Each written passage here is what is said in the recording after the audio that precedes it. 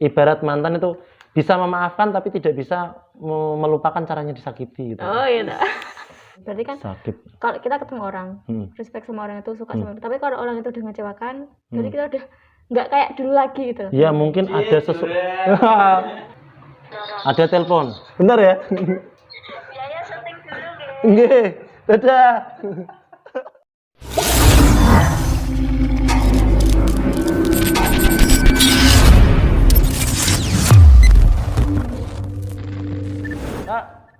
Karang Taruna, salah deh. Kok podcast sih?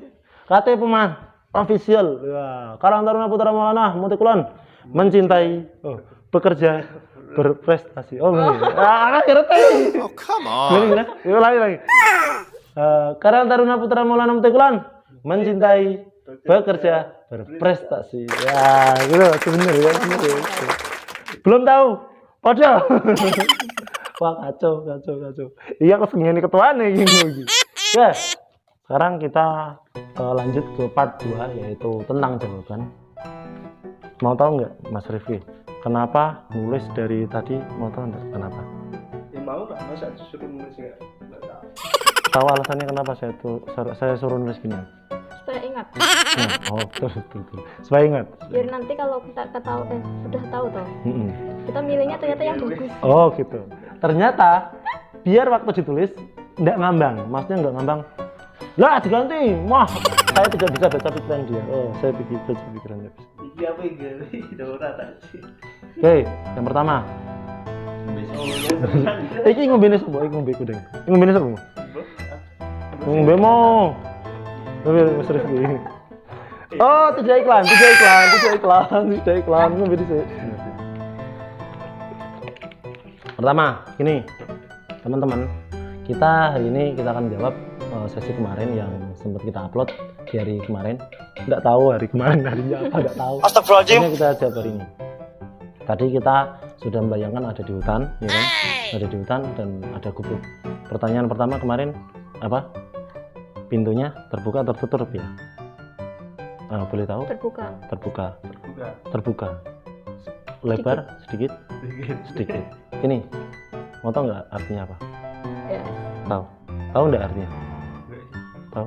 Nggak. Gini, kalau bisa dibilang gini teman-teman ya, saat kita melihat sebuah gubuk itu kok pintunya tertutup, sebenarnya itu adalah sifat kita keterbukaan dengan orang lain.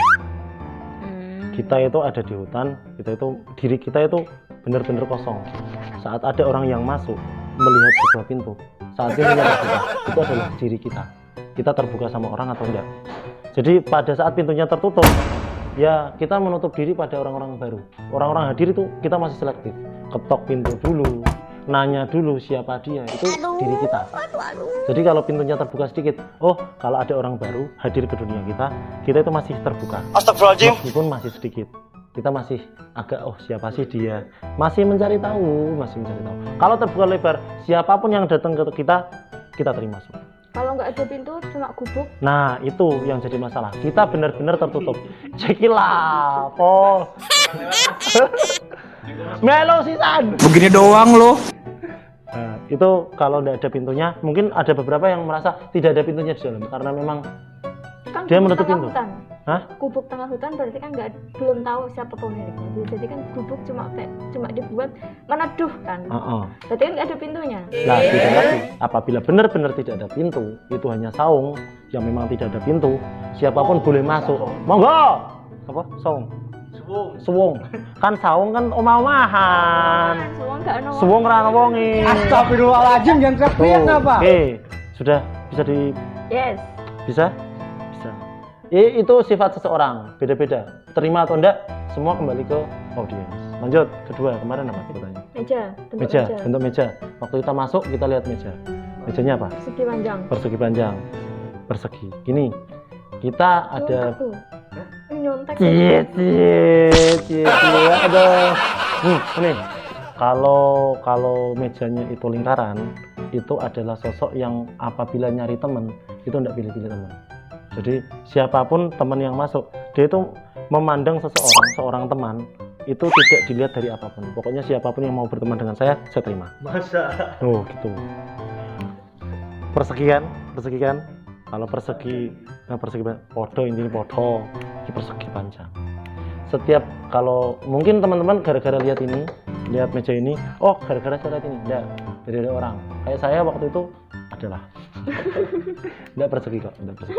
Kalau kita lihat persegi panjang atau persegi itu menunjukkan bahwa kita masih melihat sudut-sudut dari seseorang. Dilihat dari ininya, dia itu siapa, dilihat dari ininya itu siapa, dilihat dari sini siapa. Jadi masih milih-milih lah. Yang terakhir kemarin apa? Segitiga ya? Mejanya segitiga ya? Segitiga. Ya, untuk meja yang segitiga itu orang yang bukan cuma milih-milih, tapi terlalu selektif dalam mencari teman. Jadi terlalu melihat dari strata sosialnya lah. Jadi mungkin teman-teman yang lihat segitiga mungkin bisa diperbaiki sedikit lah. Oke, lanjut. Pertanyaan ketiga tadi apa? Tentang pot. Nah, pot ya. Bahannya besi, tanah liat, kayu, plastik. Nah, itu gini.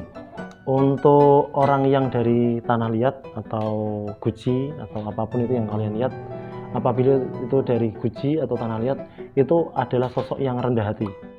Jadi perasaannya itu lembut lah. Iya. Tapi ya tadi pada saat dia pecah, kan tekstur dari tanah ya. Pada saat pecah, dia artinya ambiar. Jadi orangnya lemah lembut, bisa terbentuk dari awal. Dari awal itu sudah bisa membentuk tanah liat itu. Tapi pada saat dia dikecewakan, hatinya hancur. Ibarat ngomong gini, ibarat kayak mantan ya, kan punya mantan. Di mantan kan. Nah, ibarat mantan itu bisa memaafkan tapi tidak bisa melupakan caranya disakiti gitu. Oh iya. Nah, jadi ibarat guci pecah, udah pecah beli lagi. Jadi ibaratnya gitu. Bisa masuk ya. Lanjut, yang kedua adalah plastik, yaitu orangnya. Berarti kan tanah liat orang yang hatinya rendah, tapi kalau udah pecah udah sakit hati. Berarti kan sakit. Kalau kita ketemu orang, respect sama orang itu, suka sama itu, tapi kalau orang itu udah mengecewakan, jadi kita udah nggak kayak dulu lagi gitu. Ya mungkin ada sesuatu. Padahal ini dijelasin lebih jelas lagi. Mungkin tadi udah bilang ya. Ibarat kecewa, kita bisa memaafkan, betul, bisa maafin kan? Ya, tapi tidak bisa melupakan caranya disakiti. Mending kamu nggak usah lewat di depanku, nggak usah WA aku, nggak usah ketemu aku karena aku sakit. Pernah ketemu itu kan aku dalam percintaan. Contoh kan, kayak temen juga sama. Nggak, kalau temen kan yang aku contohin tetap ketemu, tetap ngobrol. Cuma mungkin intensitasnya tuh nggak kayak dulu. Iya pasti, ya betul kan. Kalau percintaan kan udah nggak bisa hubungan. Aduh. Entah, padahal aku contohnya percintaan ya. Itu contoh, kan? Tapi kan contoh pacar. Tapi kata-kata ibarat bisa memaafkan. Ya. Cetak. Mantanmu bisa kok. Betul. Lanjut, yang terakhir tadi apa? Plastik. Enggak, tadi plastik dulu. Kan tanya plastik. Plastik itu orangnya fleksibel. Karena plastik itu bisa dibentuk. Orangnya itu dalam pertemanan, dalam percintaan atau dari apapun itu bisa dibentuk kemanapun. Jadi langsung kipas. Aku mau pindah lah. Langsung buka enak. Jadi ibarat plastik itu bisa dibentuk bagaimanapun. Jadi waktu mau jadi apa bisa. Okay. Yang terakhir adalah besi.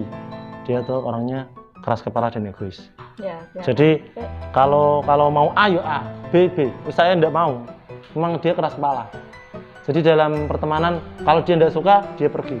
Kue milih, kue apa aku sing lunga. Nah, berat. Ada enggak yang milih potnya besi? Ada. Syukur. Lanjut. Pertanyaan ke 6. Kok 6? 4. Oh, nyasar. Nope. 4. Apa? Isi pot. Isinya itu adalah tentang cita-cita. Semakin sedikit isi potnya, semakin sedikit cita-cita yang belum tercapai. Ada telepon. Halo, bentar. Lagi podcast. Iya, itu lagi syuting. Syuting enggak ya? Bentar ya. Ya syuting dulu deh. Nggih, dadah. Natural amat, nggih sayang. Dadah. Nangis ya. Nggih. Iki masuk mic sayang, masuk mic. Sayang. Dadah.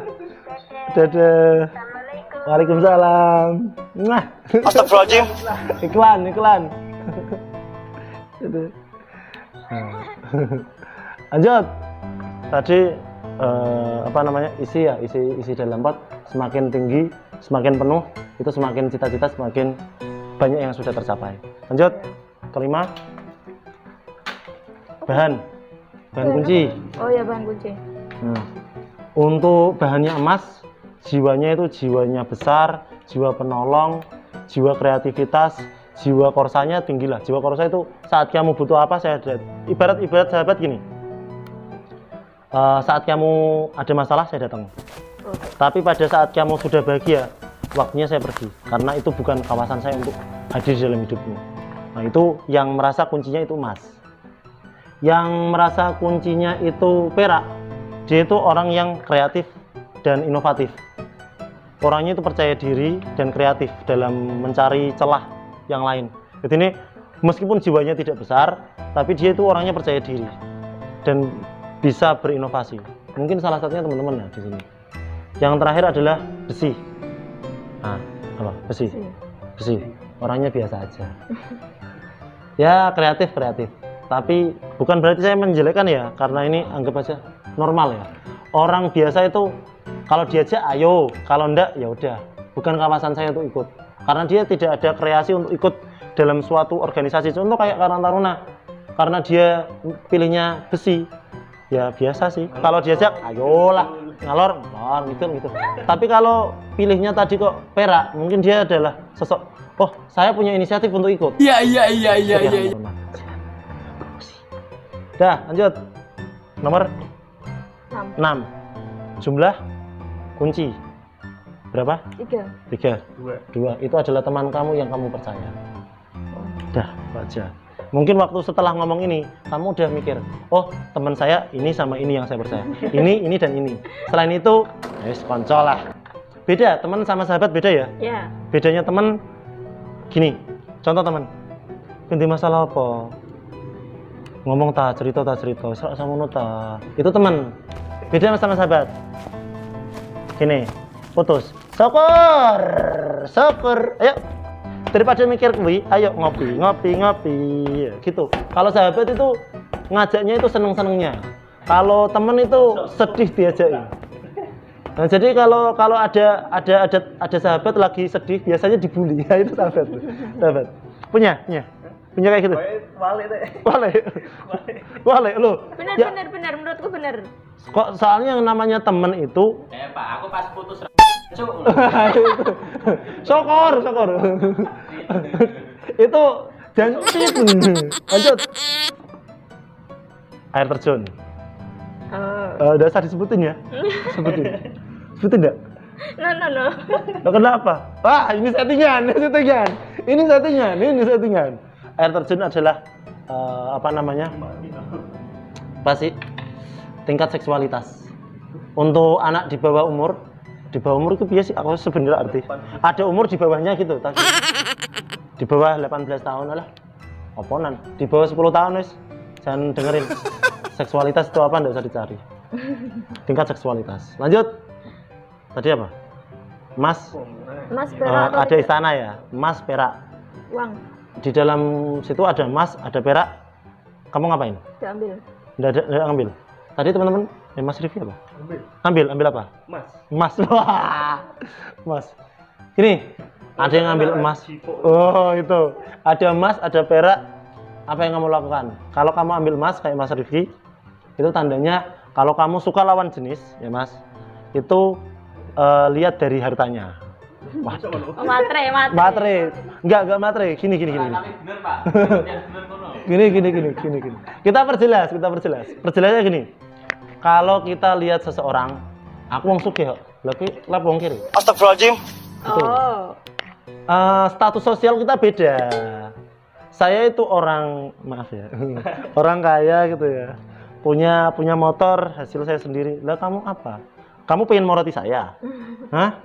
Nah, jadi ada kesan di kepala kita, ada kesan seperti itu. Meskipun Mas Rifki nggak seperti itu ya, nggak salah satunya ya. Waduh, dulu, saya tinggal nih, aduh mentrot.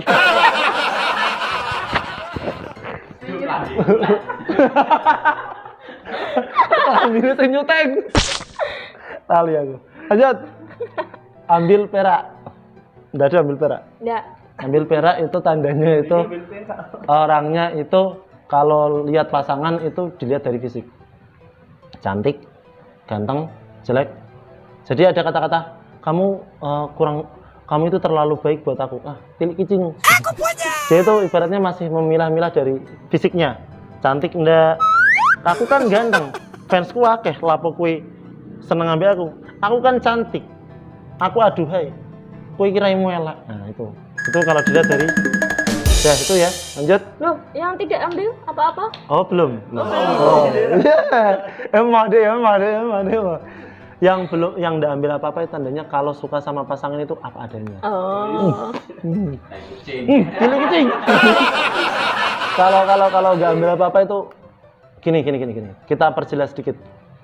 Yang namanya apa adanya itu tidak memandang apapun, dengan atau tanpa alasan kita suka. Loh Kak, di sugih. Aku nggak lihat dia kayanya.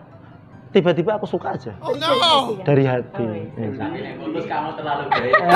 Tapi kalau kamu tuh, aku mau Jian, kita putus aja. Lah. Pilih kucing. Oh, jadi ngomong no. Aduh ya aku. Oke, gitu nggih. Lanjut.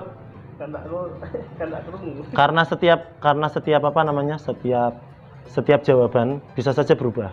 Maksudnya berubah gini. Pada saat kita, saya butuh uang hari ini. Lebih baik saya ambil emas.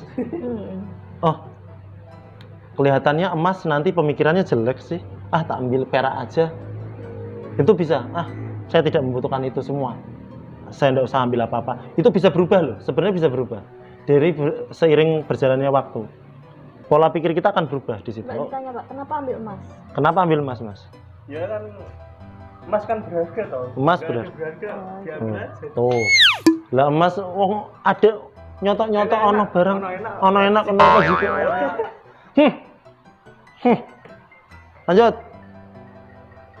Kota harta karun.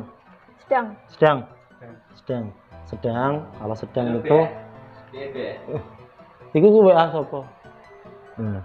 Kalau kotaknya kecil itu adalah ego kalian. Semakin besar ego kalian, semakin besar kotaknya, semakin besar ego kalian. Pak cilik, ya bisa ayolah. Jadi ngikuti alur. Tapi kalau sedang, ya kadang ada waktunya kita keras, ada waktunya kita lunak, fleksibel lah. Tapi kalau kotaknya besar, itu adalah jiwa kita, egois kita terlalu tinggi. Nek mau A aku lungo. Nek mau B aku lungo. Itu keegoisan kita. Yang terakhir. Ini agak riskan. Bukan riskan sih, santai sih. Apa pertanyaannya? Apa? Tornado. Apa? Cari tempat aman. Cari tempat aman. Nontek, Pak. Yang lari ke kota. Buka aja enggak apa-apa. Ini santai kok. Pacar. Halo Beb. Halo. Masuk Vicky. Oh, telepon-teleponan. Saya dulu. Ngapain sih? Hah? Dulu. Kosek. Dulu. Itu ini. Kalau lari pakai kuda, kalau lari ke tempat aman. Lari ke tempat aman ya? Ya. Lari ke tempat aman ya. Cenderung orang yang lari ke tempat aman itu kalau punya masalah itu gimana ya? Enggak. Jadi diam. Mudahnya gini. Orang yang lari ke tempat aman itu suka menyelesaikan masalahnya sendiri. Diselesaikan sendiri. Bahkan cenderung orang yang seperti ini adalah orang yang kalau punya masalah setelah bangun tidur dia lupa. Jadi nih, aku punya masalah. gini. Tak tinggal turu, sesok masalahku apa ya? Ya wis lah. Ini enggak orang punya masalah tapi enggak cerita ke orang lain. Enggak suka cerita. Bukan dipendem, beda lagi. Oh, beda. Kalau dipendem dia enggak mau menyelesaikan masalah itu. Enggak, maksudnya dipendem kan dia enggak mau punya masalah sendiri tapi tidak mau menceritakan orang lain, pengen menyelesaikan sendiri. Iya. Jadi kalau punya masalah itu cenderung ini bukan urusan kamu, ini bukan urusan Anda, itu biarkan saya sendiri, saya akan selesaikan sendiri karena ini tanggung jawab saya sebagai pemilik masalah. Itu orang yang lari ke tempat yang aman. Berbeda dengan orang yang masuk ke kota. Nah, ini yang bahaya. Teman-teman yang masuk ke kota, ini yang agak bahaya. Orang yang masuk ke kota biasanya itu memendam masalah itu sampai jadi penyakit rata-rata. Tidak mau menyelesaikan masalah itu karena merasa ini bukan kapasitas saya, ini bukan kemampuan saya untuk menyelesaikan masalah. Beda dengan orang yang lari cari tempat yang aman, dia itu nyari solusi. Tapi kalau ngumpet di dalam kota, dia itu memendam masalahnya. Sampai bahkan rata-rata orang yang ngumpet di dalam kota itu jadi penyakit. Tidak mau share kemanapun. Beda sama orang yang pakai kuda. Filosofinya gini, pada saat kita naik kuda, kita lari sekencang mungkin, kita itu nyari teman, mau itu sahabat, mau itu pasangan, pacar atau apapun, atau bahkan orang tua sendiri, kita cerita, Bu, kulontan masalah apapun itu. Jadi kalau naik kuda, dia nyari teman untuk curhat, bahkan mencari solusinya, yuk aku diwangi sih. Nah, tapi kalau ngumpet di dalam kota, dia itu orang yang memendam masalah, dan bahkan tidak mau menyelesaikan masalah itu karena merasa saya sudah tak sanggup lagi, tilik kicingnya. Yang terakhir adalah lari tempat yang aman. Nih, kalau punya masalah, beten apa-apa kok, beten. Lah cerita tak? Ora apa-apa, itu masalahku pribadi ya. Enggak apa-apa kok. Lah cerita. Enggak, ora. Enggak gampang tak ceritain. Nah, jadi sosok yang lari cari tempat yang aman karena mereka tidak mau menyusahkan orang lain lah, gitu. Bagus. Dah, cukup itu aja. Terima kasih dari saya. Ada pertanyaan enggak? Enggak ada. Jadi aneh enggak sih? Secara tidak langsung sifatku sudah diketahui publik. Enggak. Ya. Cut. Lu bukan terus sih? Udah di pause belum? Gini, saya ngomong dikit. Mbah, pirang menit lah. Teman-teman, dari hanya sebuah cerita, kenapa kita bisa melihat sifat kita sendiri? Tidak semua sifat ini benar. Tidak. Ada yang betul, ada yang salah. Ada yang disetujui atau enggak setuju semua? Ada yang setuju ya enggak? Ada yang setuju? Apa setuju semua? Apa enggak setuju semua? Ada yang enggak?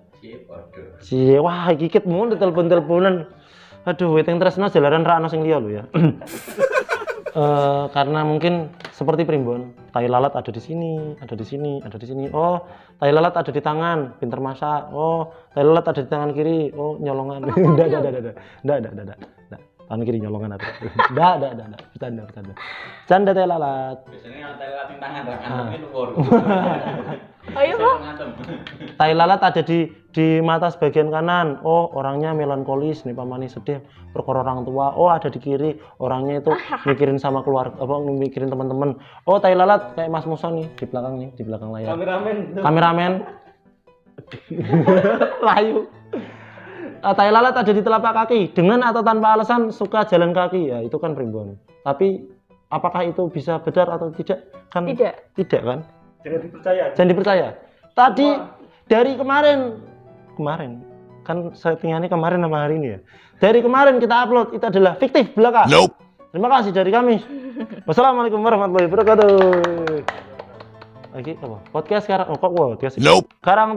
Kata Puma official. Karang Taruna Putra Maulana Mutikulan mencintai, bekerja, berprestasi. Assalamualaikum warahmatullahi wabarakatuh. Tangguh.